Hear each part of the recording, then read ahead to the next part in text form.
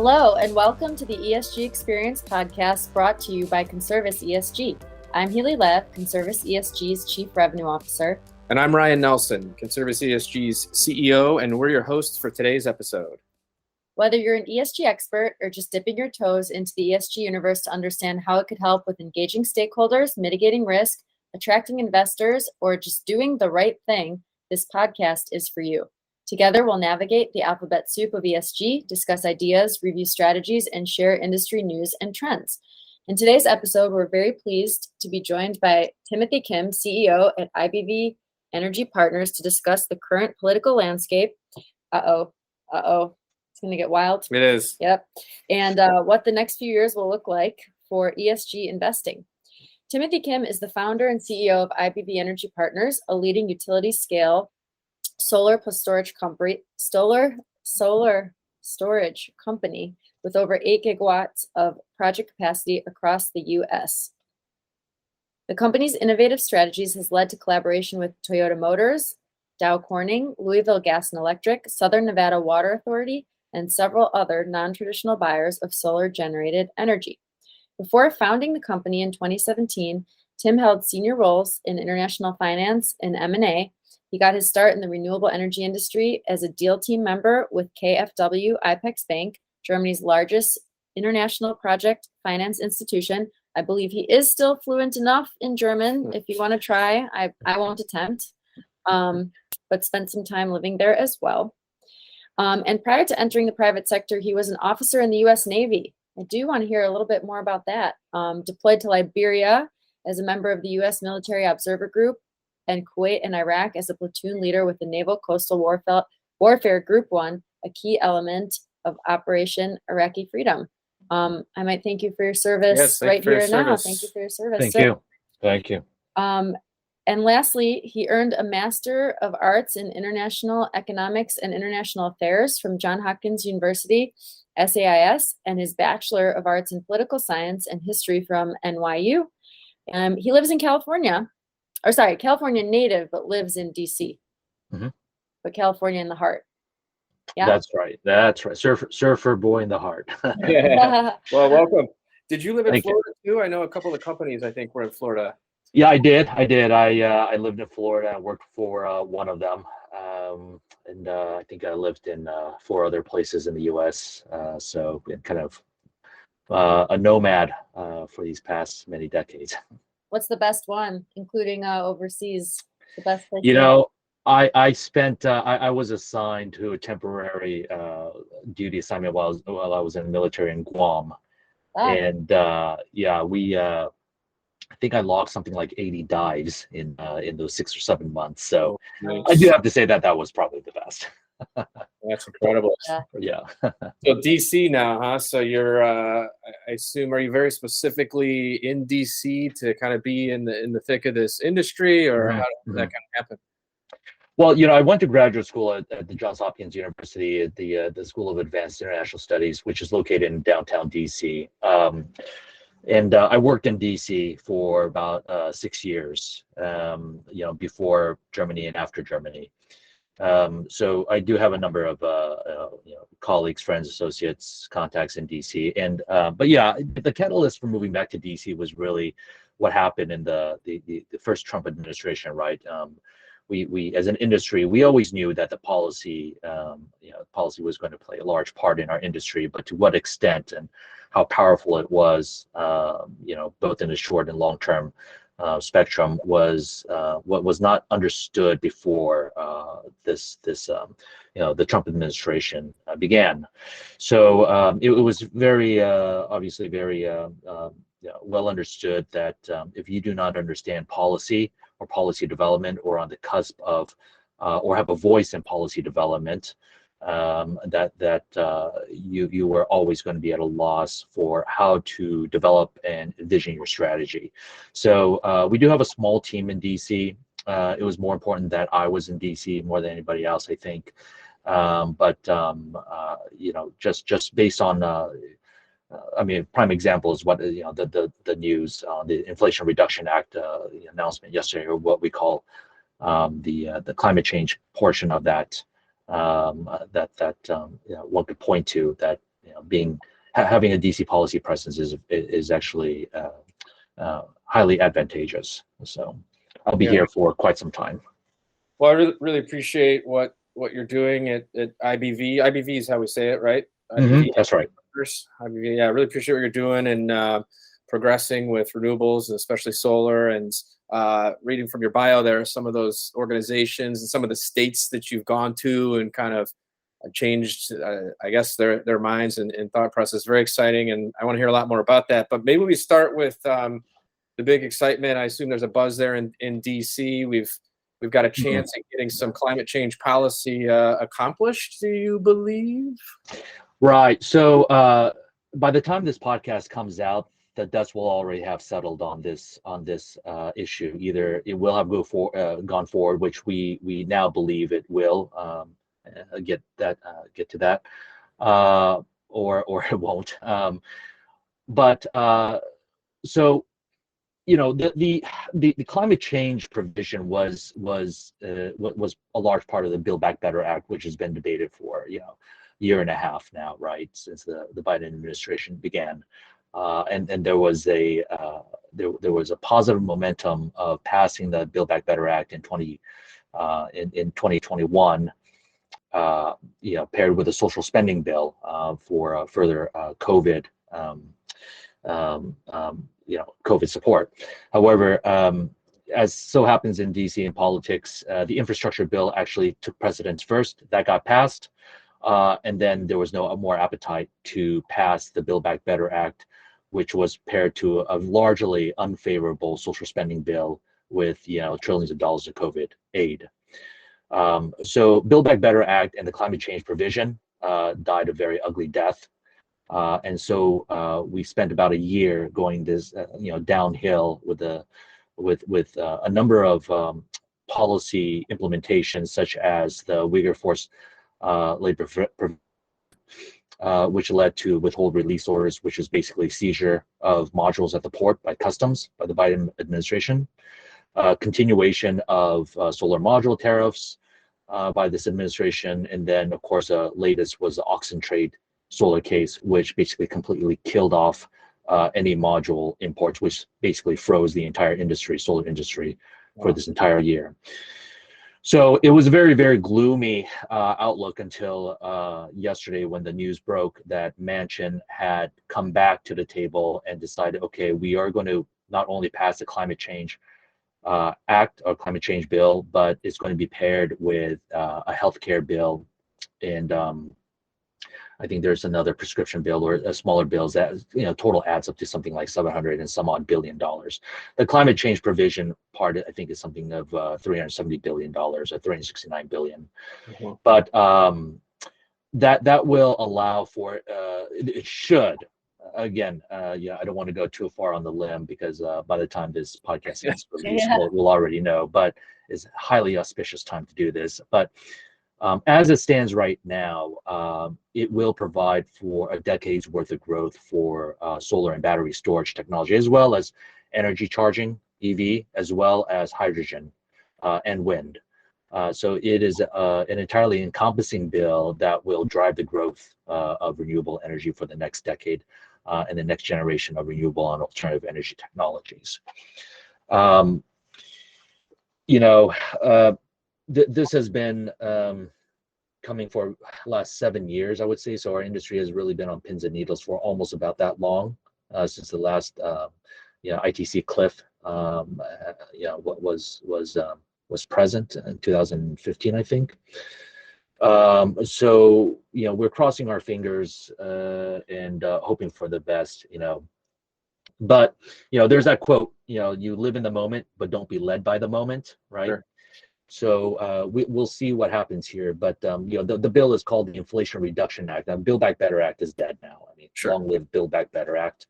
And the name, the actual official name is the Inflation Reduction Act, because it also looks at tax components that reduces deficit and curbs inflation. The DC speak for it is the Manchin Revanchist Act, actually. So that's like, do you want to do it or do you not want to do it? Right. But this is on the back of, by the way, another a very large announcement that occurred yesterday, which is the Senate passage of the CHIPS Manufacturing Act, which will give about $50 billion in assistance to grow and sustain a U.S. manufacturing microchip industry, semiconductor industry. We used to have one, now we don't. It's right, China, Taiwan, and this gives me hope, because I was a history major, and many people that understand history understand that key commodities are it is national security, right? I mean, the reason why the Japanese, bombed Pearl Harbor is because we restricted their imports of key commodities to their defense industrial complex, right? So it's kind of like history playing back over again. I mean, semiconductor microchips are very central to the growth, the technological growth of this industry, and so is solar. And so to that extent, there's the Solar Energy Manufacturing Act, which is also part of the larger bill, which will also provide, if done right, which will provide a homegrown industry to grow a U.S. solar module capacity in the of course, in the United States. So instead of relying on overseas exports. Yeah, this is all very promising and exciting information. It makes me think if there's actually a cohesive plan here. I'm wondering your thoughts. If how did we get to this point? Again, we're optimistic, and probably by the time the podcast is out, we're going to know the answer. But how do we even get to this point where we're optimistic again? Great politicking and people sitting above Well, one of the benefits of being in DC, right, is being able to pick up the phone and having lunch or drinks with people on the Hill. And last Thursday, I was having drinks with and this is kind of DC gossip, which people in DC love doing, right? But sure.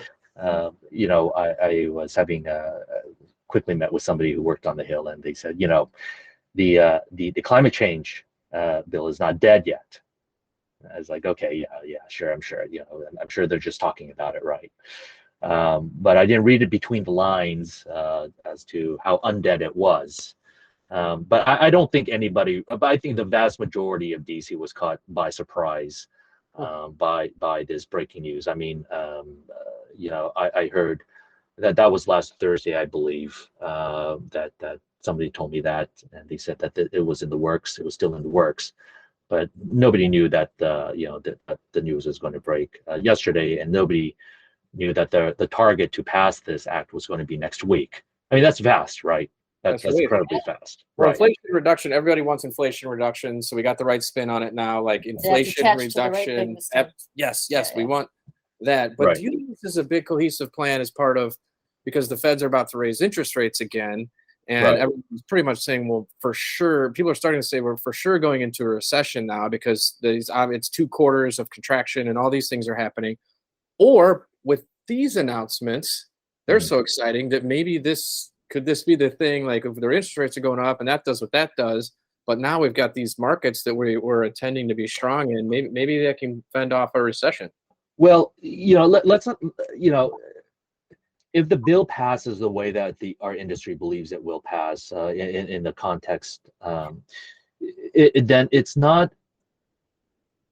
It will stop the bleeding. That's number one, because our industry, the solar industry, has kind of been going along this incredibly bumpy road, right? With which all those things that I just mentioned, the tariffs and the trade cases and the seizing modules at the port, et cetera, and the supply chain havocs, right?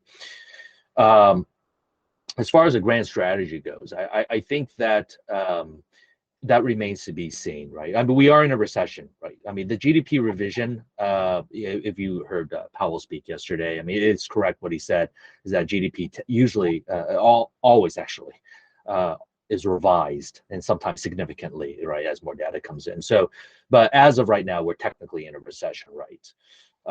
And I think that we are looking at that as part of our overall strategy on what to do and the types of actions to take on the ground, right? And because when we see these projects, this is real money that's going out the door, right? You're basically looking at anywhere between $500,000 to $1 million to seed a project, and sometimes less, depending on what market you are.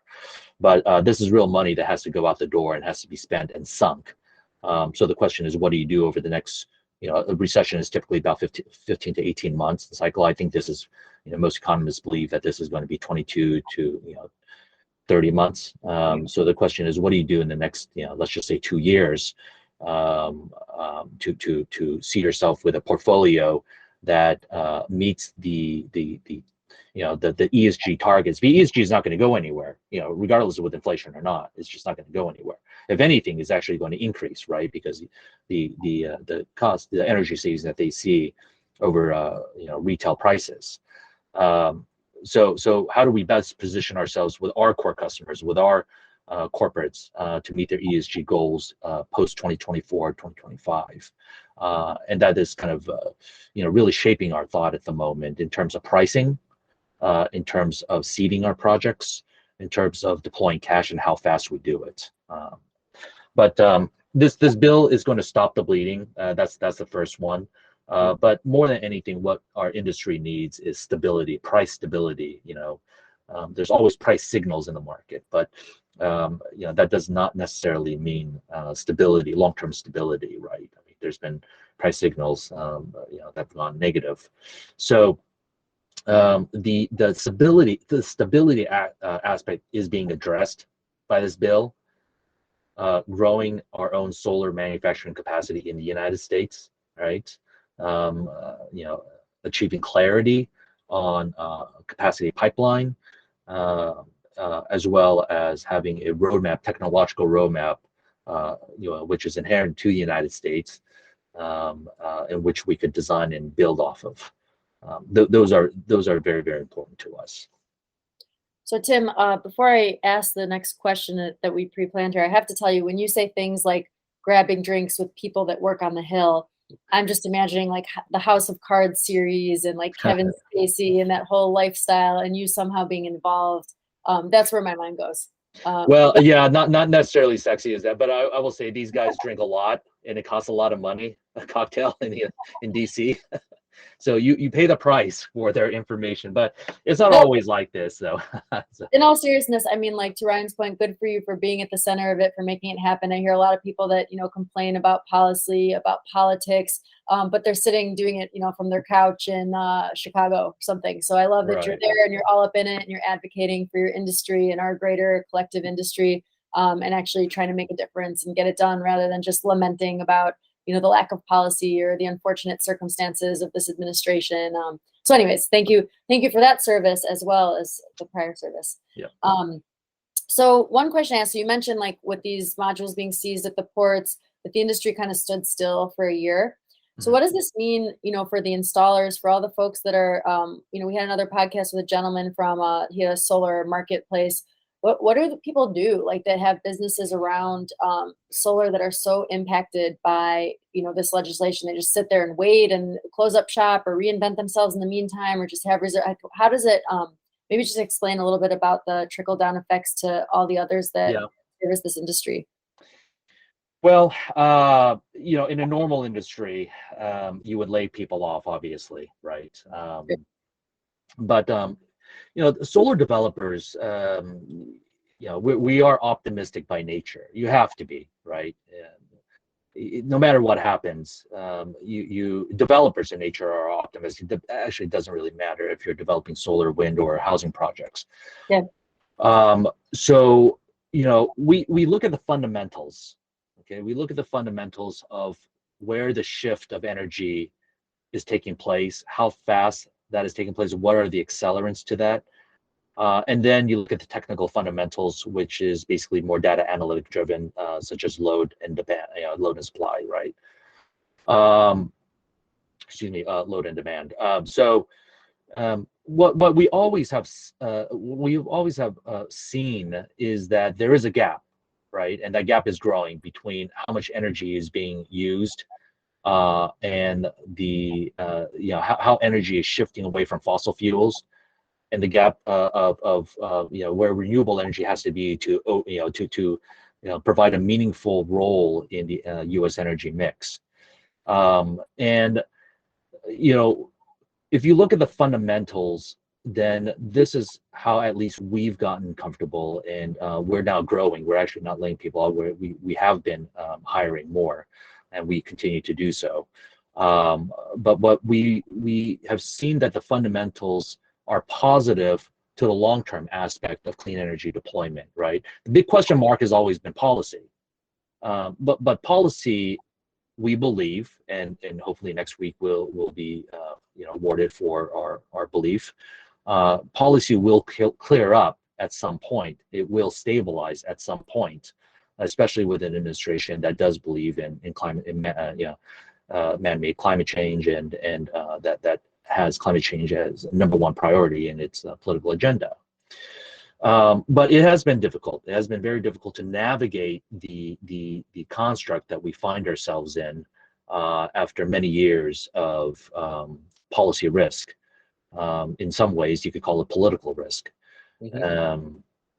In those cases, we just have to go back to the fundamentals and ask ourselves, what do the numbers tell us? What is the qualitative aspect of our decision making mean in terms of, again, capital deployment? We're a principal investor of our own shareholders' capital and our capital deployment of that fund. That's well, and I appreciate that insight and expertise, and hope that the recovery for those who were negatively impacted is short. Can you describe to us a little bit more about like what you actually do? Like, how would you? I really like to hear you go into a fossil fuel heavy state like Kentucky or Louisiana, and then become a great change their like. Is that a policy thing, a political thing? Is that are you just? How do you go into somewhere and create something like that? Well, I think I've been part of this industry since the very, very early stages, going back to 2009. I think the U.S. solar industry is, you can make arguments against this, but it was basically, in my opinion, it was basically born in 2005 with the passage of the first solar investment tax credit under the W. Bush administration. When I've met a number of developers, and there's still this developer mindset out there, right? Which is basically, let's just get land and build it, and let's just see, develop it, and let's just see where we are on an iterative basis. I'm simplifying things there, but when we founded this company, we wanted to be heavily analytical. We wanted data analysis to really drive our thinking. And look more towards a private equity or hedge fund with heavy analysis that leads our investments, rather than relationship management, rather than more base layer of qualitative assessments, such as, hey, there's a nice piece of land and let's just go ahead and develop, right? What this requires is a lot more resources, a lot more critical thinking, but it also requires that we risk our own capital, more of our own capital up front, maybe more so than other developers do. But we see that risk reward being very balanced. So, at IBB Energy Partners, we develop projects, right? We take money from our parent company's fund, and we essentially pick winners and losers. Hopefully not too many losers, but there will be in time, right? If you develop a portfolio that's big enough. But the winner looks like this. It looks like a project that has been fully resourced based on the fundamentals of market analysis, transmission analytics, pricing, load, demand, as well as permitting analysis and what the community wants. As well as the appetite of the off-taker, usually is a corporate, right? And if you do it right, then what you come out of in the next 4 years, it usually takes about 4 years. That's a life cycle from when you begin a project to when it's fully ready for construction these days. So if you do it right, in that 4 years, you'll be able to have a project that has full permits, that has all of its clean studies in place, that has a position in the interconnection grid, and a long-term power purchase contract, either by utility or corporate or municipality, that will buy your electrons at a set price. Okay, so basically what we call is a ready-to-build stage. It takes an enormous amount of efforts to get there for one project. We have 35. And it takes a lot of capital as well. And the problem with the policy, and I always go back to policy, is because it takes 4 years to develop a project, right? Let's just say that you sign an agreement, a power agreement, at X price in year 2 or year 3. And then things such as a pandemic happens, or inflation happens, or tariff happens, or auction solar case happens where you can't even buy modules. And, a number of variables can happen that will essentially make your life a living hell. But there are ways to deal with that. Yeah, but this is the risk that the drinks on the hill, right? So, but this is what we do. So we put together a package of project rights, and then we partner with electricity off-taker like Amazon or Louisville Gas and Electric to purchase those electrons from the project. So you mentioned Amazon, and I'm thinking I like this next question. So I'm gonna read the question and I'll explain why I like it. So for both leaders in the corporate world and in the policy space, do you find that there's a disconnect in what they want to see get done versus what you view as practical, beneficial, realistic when it comes to actually putting the solar in the ground and connecting it to the grid? And the reason I ask this, we see it a lot in our industry as well, where you have like these leaders that are leading the charge, making these commitments to net zero, to solar, all these things. And then you get to the next layer of folks who we work with, they're the doers, right? They're the ones left in the aftermath of this ambitious public goal to actually figure out and get it done. And oftentimes there's a lot of disconnect between whomever made the commitment. Sometimes I joke, coincidentally, the goal year is the year that they retire or whatever, But do you see that also as well within your industry? Or are these commitments from the corporate world or even the policy space realistic, attainable, fair? Mm-hmm. Yeah, from the corporate world, I do see it being very realistic, actually. And I don't think that it's surprising to understand why. I mean, corporates are sophisticated, entities that have, expertise in analysis and contracting, right? So they understand. I would probably say that a lot of corporates, such as Amazon, Meta, that procure hundreds of megawatts, if not gigawatts per year. They have a better understanding of the energy market in the U.S. than most developers do. So their team is actually these teams are actually very, very well resourced, and they have all the whiz bang software to understand the markets from many different angles. So we've been very fortunate to work with some corporates that have placed ESG at their very, very top priority.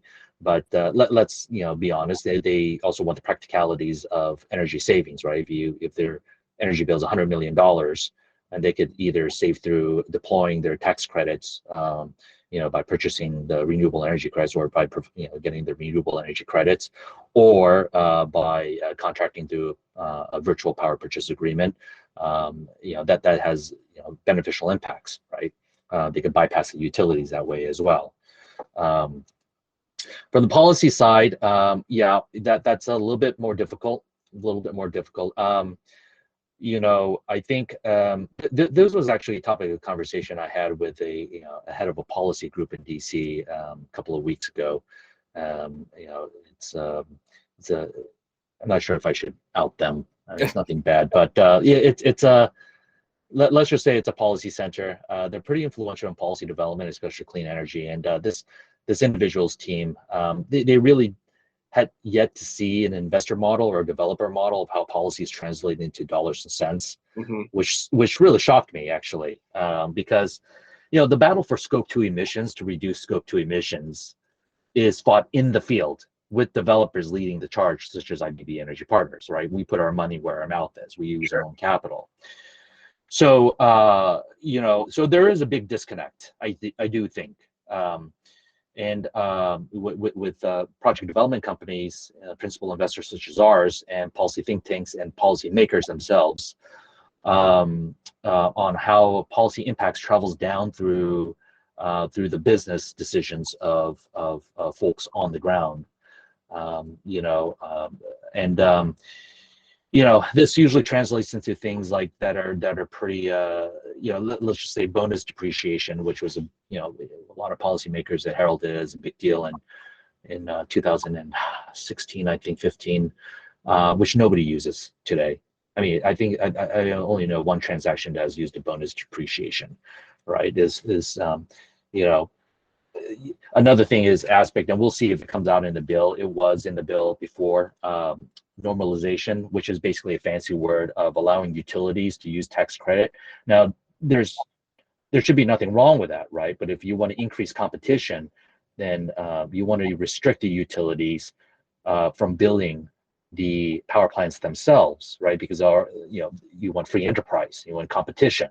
If a utility does it, such as a certain dominant utility in Florida, right, you'll have almost no solar in that state. Right. Yeah. Right. So, this is one thing I'm working with this institution on, and trying to provide that feedback. But there are definitely disconnects. But I think our industry associations like ACP, SEIA, they do a good job to try to fulfill those gaps. So really proud of the work that they do over there to alleviate that concern. So I'll this question for you then, for you to answer honestly. Is it too late? Are we going to turn this thing around, or what? Can we save the planet, or is it too late? Well, so I think next week we'll understand whether we can or not. The goal is to reduce emissions by I may butcher this, but by 2030, I think reducing it by 40%, if I'm not mistaken. That's the goal of this climate change bill. That's very aggressive. 30%, I think it was actually. That was the original Biden plan. I think that 2022 is basically what I deem a lost year already. Right. So basically, if you look at the lost years, it was 2017, 18, 19, 20, 21, and 22, right? Lost year basically means that we did not achieve our objectives. And in this year, because of the trade case and the seizures of modules at the port, and then the restriction of even procuring modules in the first place with the Oxen Solar case, which is still ongoing, by the way, solar installations fell by more than 50% this year. That is a wrong direction for this country, right? By any key parameter. So I think we basically had a number of lost years, and we won't make up for those. I am absolutely sure. But this really is an all-country, all-hands-on-deck initiative. Why? Because the two impediments to our industry right now is the grid congestion. So we need to work on the grid, right? There needs to be federal improvements, just like an infrastructure bill. There needs to be one for the grid. And we see the reasons for this. I mean, New England blackouts, right? ERCOT blackouts, or brownouts, I should say.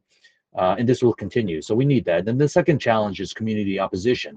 And this is where the common person gets involved, right? So you even have environmental, believe it or not, this is the scary part. You have environmental nonprofits that are challenging the development of solar. Why? Because it removes trees from a from a certain acre, right? Or endangered species or something of this sort. Yeah.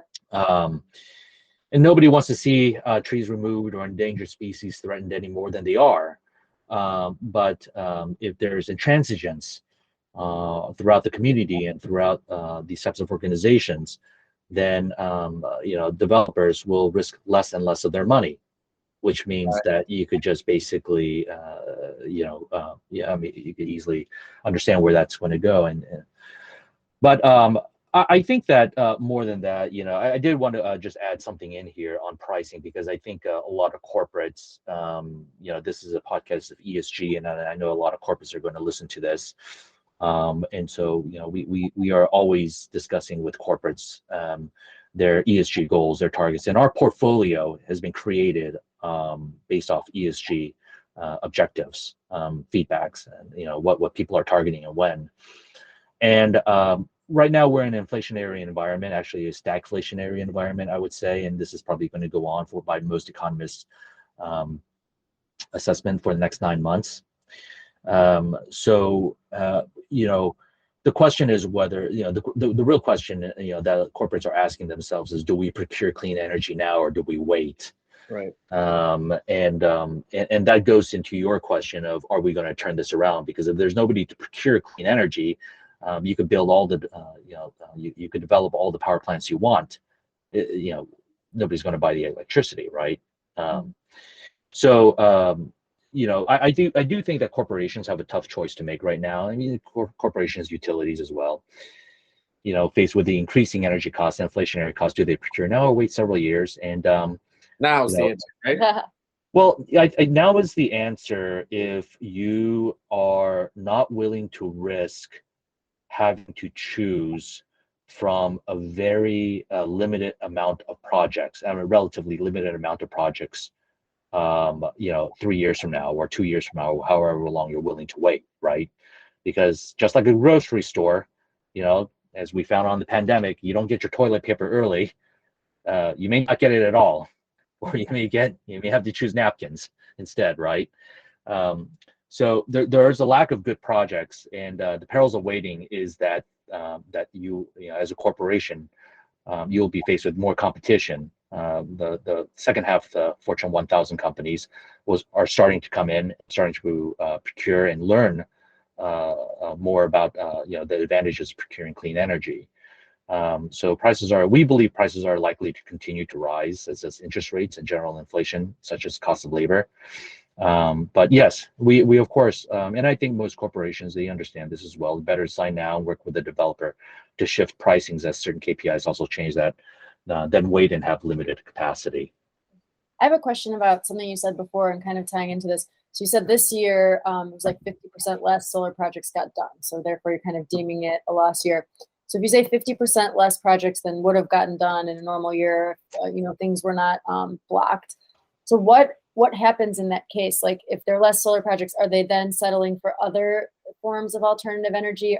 Is it settling for conventional energy, or like where does that demand go? Are they just waiting around until they're able to get solar next year? So what happens to the rest of it? Well, first of all, and one of the reasons why they're calling this bill that's about to pass, or hopefully will pass next week, the Inflation Reduction Act instead of the Build Back Better Act, is because what fights inflation more than more supply, right? Oversupply. I mean, inflation is either a supply or demand issue, right? Right now, it's actually both, but piled on with exogenous variables. But in a general, inflation is either a supply side inflation or demand side inflation, right? And right now, there's a lack of energy capacity in the markets. So if you drop solar installations by 53%, well, it doesn't take a genius to understand that that energy prices are going to increase even more, especially against backdrop of Ukraine, Russia war, and just a general havoc of moving out of COVID. But yes, I mean, after the Build Back Better Act, the first round about 3 weeks ago, sputtered and died, there was a decision to increase fossil fuels, right? And we've seen this with Northern Indiana Power Service Company, NIPSCO, said that because of the policy volatility in the renewable energy market in Washington, D.C., they're going to extend the life of their coal-fired power plants. Yeah. And we see this more and more across the United States. So this is the inevitable impact of policy risk, policy volatility, is that utilities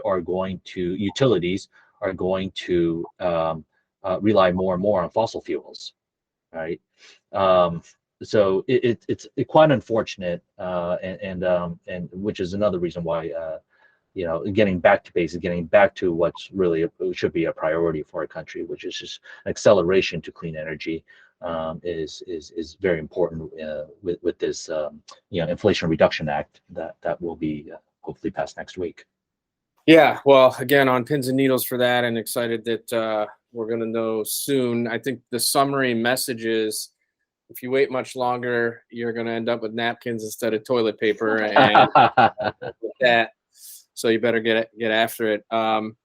Tim, I want to play one quick game with you here, bring a little levity to our topic. Sure. Fan favorite here. I'm just going to ask you, in the world of craft and artisan work and effort, I'm going to name a place, and you're going to tell me if they either it's called beans or beer. Do they brew coffee or do they brew beer? That's all you got to do. It's one or the other. I love both, so let's bring it on. Yeah, ready to go. So in the name of science, I came up with this place. Sweet Science. You know it. Sweet Science. You know it or you guess? I don't know it. Do they make coffee or beer? I guess that sounds more like a beer place. Sorry, sir. It's coffee. It's probably. Do you know where the Noma neighborhood is? Yes. Is this in DC? It is in DC. Oh boy. It's called Sweet Science Coffee. I'm going to read this. It's mildly interesting.